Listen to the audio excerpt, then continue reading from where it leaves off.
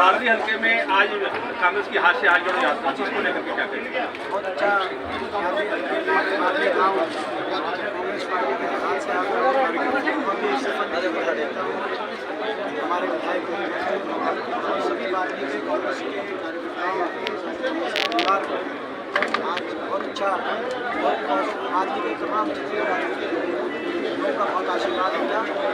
बहुत लोगों ने कांग्रेस पार्टी में शामिल किया।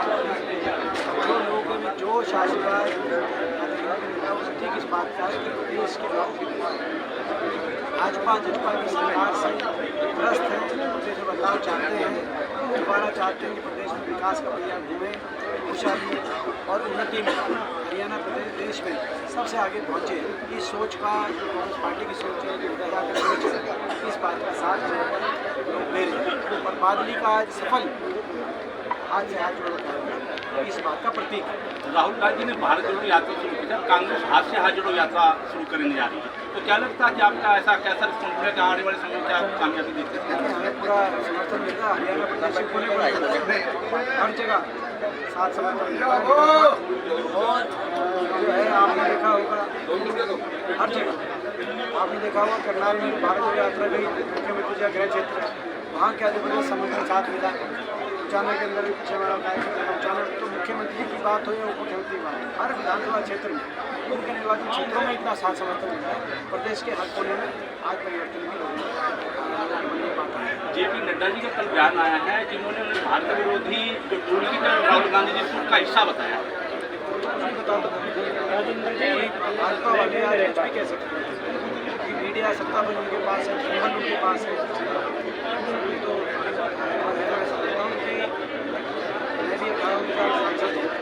पहली बार मैंने ऐसा देखा संसद देश की सरकारी संसद नहीं चलना, सत्तादलीय संसद नहीं चलना देना चाहिए, कोई नहीं चला रहे क्योंकि वो निशाने पे ले रहे हैं। और क्यों ले रहे हैं? क्योंकि उन्होंने एक भाजपा पे एक भ्रष्टाचार का आरोप लगाया कि एक बड़े उद्योगपति घराने को फायदा पहुंचाने का आरोप राहुल जी ने लगाया, कांग्रेस पार्टी ने लगाया।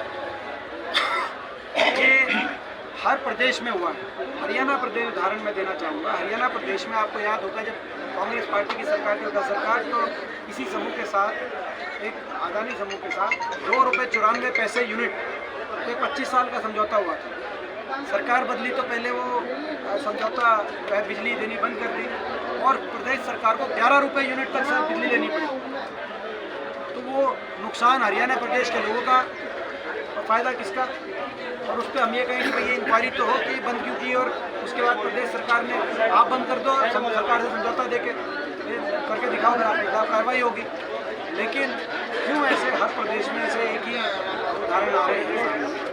ये एक बड़ा एक प्रश्न है। इस प्रश्न को उठाए जॉइंट पार्टी देश के विपक्ष मांग कर रहा है कि तमाम प्रदेशों में इस तरह की बातें हैं, तो इन बातों को लेकर जाँच और निष्पक्ष और जॉइंट पार्लियामेंट्री कमेटी को, क्योंकि जो जाँच एजेंसीज हैं वो उन पर भी लोगों का विश्वास नहीं टिक रहा। तो ये एक मांग है, देश का विपक्ष ये मांग कर सकता है, तो इसमें कोई ऐसी बात नहीं। लेकिन तब से जब से मांग करी है देश की सरकार, पहली बार मैं ऐसा देख रहा हूँ 18 साल के संसदीय जो है अनुभव में कि देश की सरकार ही जिस दिन से मांग उठाई है उस दिन से सरकार सदन को नहीं चलने देना चाह रही। ये मैं समझता हूँ दुर्भाग्य। पंजाब में आम आदमी पार्टी की सरकार है, वहाँ खालिस्तानी मामले को लेकर के बवाल मच रहा है, 7 लोगों की गिरफ्तारियाँ भी हुई हैं वहाँ पर। देखिए इसको किस रूप में देखते हैं? पंजाब की कानून व्यवस्था की स्थिति जो है वो उसको लेकर देश के लोगों को चिंता है। जो लगातार वहाँ पे किलिंग्स का दौर चल रहा है, लोग गैंगस्टर लोग जेलों में बैठ के इंटरव्यू भी दे रहे हैं। बहुत से लोग जो है देश में दरार पैदा करने वाली बातें भी कह रहे हैं खुल के, और कानून व्यवस्था की स्थिति वहाँ पे खराब हो रही है। वहाँ की सरकार को ध्यान देना चाहिए। मेरा आपसे सवाल है कि पिछले लंबे समय से कार्यकर्ता इंतजार कर रहे हैं कि कानून के संकट बोले, तो क्या उम्मीद है कि कब तक ये संकट दिखेगा? तो हमारा संकट कांग्रेस पार्टी का, पिछली बार भी बीजेपी कहती थी कि कांग्रेस कहीं नहीं है, 75 पार क्यों कांग्रेस संकट नहीं।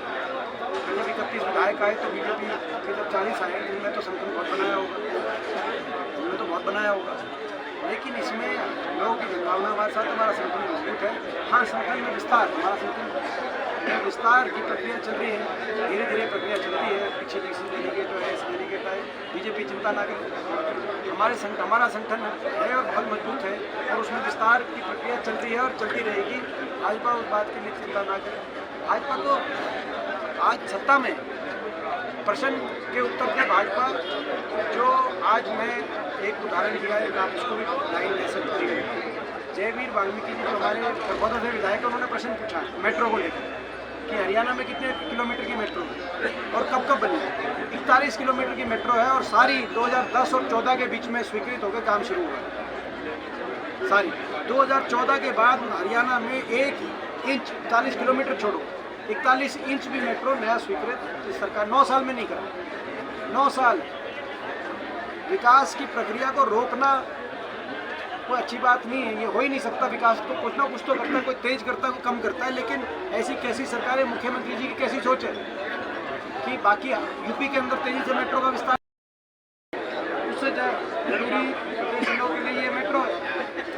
विकास पे ध्यान दें, प्रदेश के विकास पे। सांसद जी, जैसे ही सरकार के लोगों से बातचीत की जाती है काम को लेकर, तो उस टाइम कहा जाता है कि हल्के के विधायक जो है उनको बजट दिया गया है, वो काम करवाएंगे।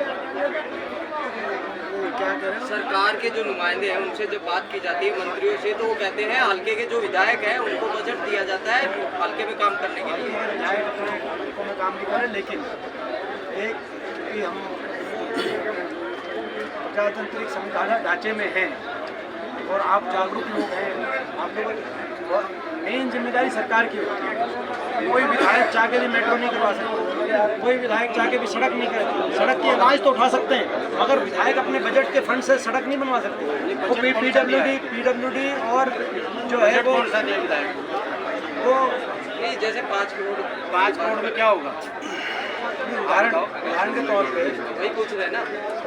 वो देखो, इसमें ये है कि ये तो सांसदों के पास भी सांसद निधि उसमें हम इतना सड़क बनवा सकते हैं। आप जानकारी आप लो ना, मीडिया हो, देवेंद्र क्या क्या कार्य आ सकते हैं। देवेंद्र जी, चौपाल तो हम रिपेयर करा सकते हैं, लेकिन कोई अस्पताल, कोई स्कूल, कोई कॉलेज, कोई यूनिवर्सिटी, कोई रेल की लाइन, मेट्रो, कोई एम्स, कोई सड़क, कोई वो नहीं करा सकते। तो आप भी देवेंद्र जी, एक मिनट। सरकार से डिमांड करेंगे देखिए, कल जर्जर के बहुत से गाँव में या प्रदेश के बहुत से गाँव में ओलावृष्टि से काफ़ी नुकसान हुआ है। मेरे पास कई गाँव के टेलीफोन आया था, कई गाँव को, मैं गाँव का नाम नहीं ले रहा, सभी गाँवों में जितना नुकसान हुआ है सरकार तुरंत प्रभाव से तहसील गिरदावरी के आदेश देते हुए मुआवजा दें किसानों को, ज़्यादा से ज़्यादा अधिक किसानों की। साहब 21 और 22 का मुआवजा अब तक नहीं कटा है और 31 तारीख को और इसमें दो बातें हैं कि 21 और 22 का मुआवजा नहीं बटा है। किसान अलग अलग प्रदेश में मुआवजे को लेकर धरने पे बैठने में मजबूर है। सिरसा किसान बैठा है धरने पे मुआवजे को लेकर, फसल की खराबी के मुआवजा। दूसरा, प्रधानमंत्री फसल बीमा योजना में भी बहुत बार जो है जहाँ जायज़ मुआवजा बनता है वहाँ नहीं मिला। और जो कंपनियां जो फसल बीमा योजना दे रही है किसान से प्रीमियम भरवा के, उन कंपनियों का अगर आप स्टॉक प्राइस देखेंगे, हर साल के प्रॉफिट्स देखेंगे, तो वो देश की सबसे प्रॉफिटेबल कंपनियों में शामिल हो गई है। सबसे ज़्यादा मुनाफा तो में शामिल हो गई है। तो ये सरकार को नियंत्रण रखना चाहिए, ये सरकार की जिम्मेदारी है। उन कंपनियों के प्रॉफिट के हिसाब से सरकार ना चले। किसान क्योंकि प्रीमियम भर रहा है, किसान को नुकसान वहाँ भी ना होना दे और जहाँ मुआवजा बनता सरकार सीधा मुआवजा दे।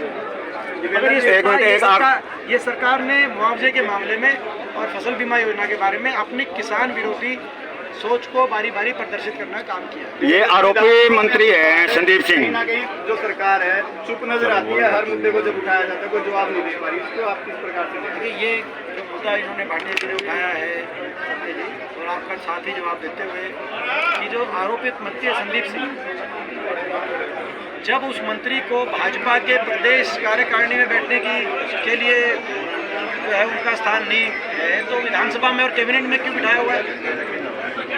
अगर खेल मंत्री पे खिलाड़ियों का ही शोषण का आरोप होगा तो वो खेल मंत्री खिलाड़ियों में कैसा विश्वास का संचार करेगा? इसीलिए आज बेटी बचाओ बेटी पढ़ाओ का नारा खोखला नजर आता है। हरियाणा की खिलाड़ी हमारी बेटी हमारी बहनें, उनकी इज्जत भी किसी की इज्जत है देश में। उन लोग जंतर मंतर बैठना पड़ा, खेल मंत्री को वहीं जाना चाहिए था उनके पास, पर खेल मंत्री तो खुद आरोपित है इन आरोपों को लेकर। इतने गंभीर आरोपों को लगाकर, मैं कहता हूं कि देश की कोई भी बेटी पूरे देश की बेटी है, वो किसी एक प्रदेश की बेटी नहीं होती, या किसी और दृष्टि से उस बेटी को नहीं देखना चाहिए। लेकिन यहाँ जो है बेटियों की इज्जत को भी जो है ऐसी दृष्टि से देख रहे हैं कि ये एक प्रदेश से हैं, जो भाजपा के एक सांसद जो कुश्ती संघ के अध्यक्ष हैं उन्होंने जैसे कहा, ये स्वीकार्य नहीं है। खेल मंत्री हरियाणा के सबसे पहले इनका इस्तीफा हो, इनके खिलाफ निष्पक्षता से जांच हो। जब तक ये कैबिनेट में बने रहेंगे निष्पक्ष जांच का क्या सवाल है, हमारी मांग है। मगर दुख की बात है कि हरियाणा प्रदेश के मुख्यमंत्री इस विषय पे बहुत ही जो है एक जैसे दुर्भाग्यपूर्ण एक उनका एक स्टैंड हो गया है कि उनका बचाव में खुद ही मुख्यमंत्री जी आ गया। ये सही नहीं है।